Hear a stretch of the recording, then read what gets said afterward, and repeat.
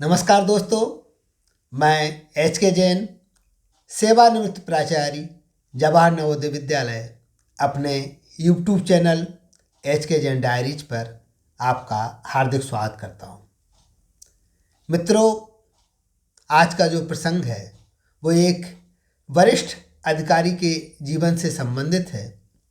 जो अधिकारी महोदय थे, उन्होंने अपनी सेवा काल के दौरान इज्जत कमाई, शोहरत कमाई, दौलत कमाई।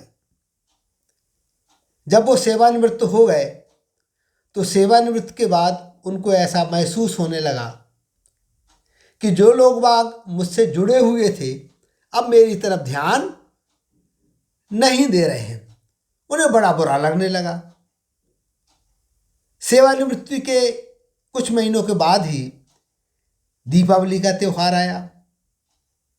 त्यौहार के समय भी उनको ये अपेक्षा थी कि लोग बाग मुझसे मिलने आएंगे। पहले जैसे उपहार लेकर के आया करते थे वो उपहार लेकर के आएंगे, लेकिन ऐसा नहीं हुआ। वो चिंतन में डूब गए, सोचने लगे कि ये सब क्यों हो रहा है, ऐसा क्यों हो रहा है। उसी समय उनकी जो नज़र है समाचार पत्र के ऊपर जाती है। उस समाचार पत्र में एक कथानक दिया हुआ था कि एक गधा जो कि मूर्ति लेकर के जा रहा था, कई सारे देवी देवताओं की मूर्तियां उसके ऊपर लदी हुई थी। जिस समय वो जा रहा था रास्ते में लोग बाग उसको प्रणाम कर रहे थे। लोग बाग गधे को प्रणाम नहीं कर रहे थे, उन मूर्तियों को प्रणाम कर रहे थे, लेकिन गधे को ऐसा लग रहा था कि मुझे प्रणाम कर रहे हैं। गधा अपने गंतव्य पर पहुंचता है।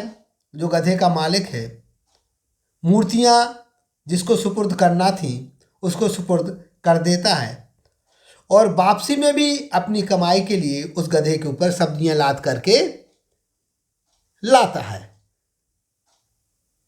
जब गधा वापस हो रहा होता है तो वो यह अपेक्षा रखता है कि जाते समय लोग बाग हमको नमस्कार कर रहे थे, प्रणाम कर रहे थे, वापसी में भी ऐसा करेंगे। लेकिन वापसी में जब कोई उसे नमस्कार नहीं करता है, प्रणाम नहीं करता है, क्योंकि जाते समय तो इसलिए कर रहे थे कि मूर्तियां थी, वापसी में तो क्या सब्जियां थी, मूर्तियों को प्रणाम किया जा रहा था।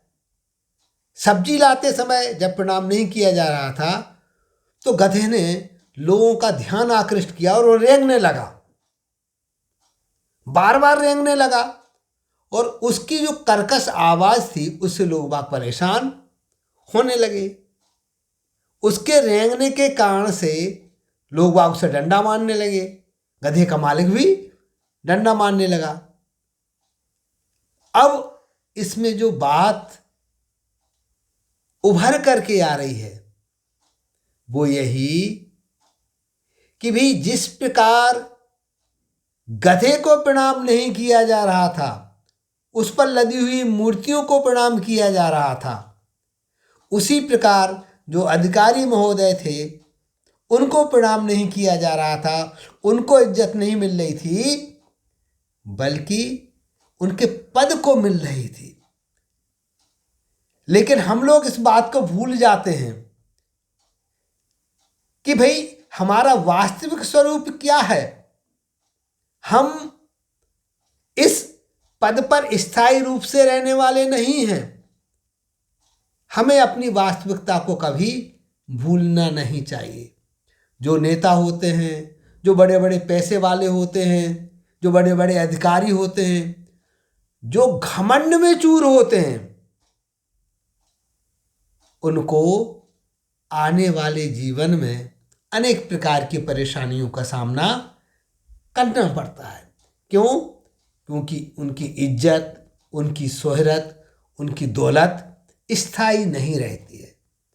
तो मित्रों, यह जो प्रसंग है यह हमें इस बात का संदेश देता है कि हमारे पास कितनी भी शोहरत आ जाए, कितनी भी दौलत हो जाए, लेकिन हमें कभी घमंड नहीं करना चाहिए।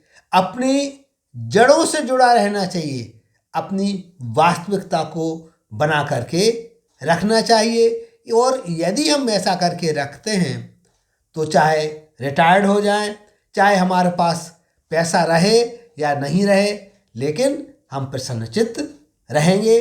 तो मित्रों, उपाय कीजिए ऐसे जिससे हमारा जीवन खुशनुमा रहे, प्रसन्नचित्त रहे। इन्हीं शुभकामनाओं के साथ नमस्कार, जय हिंद, जय भारत।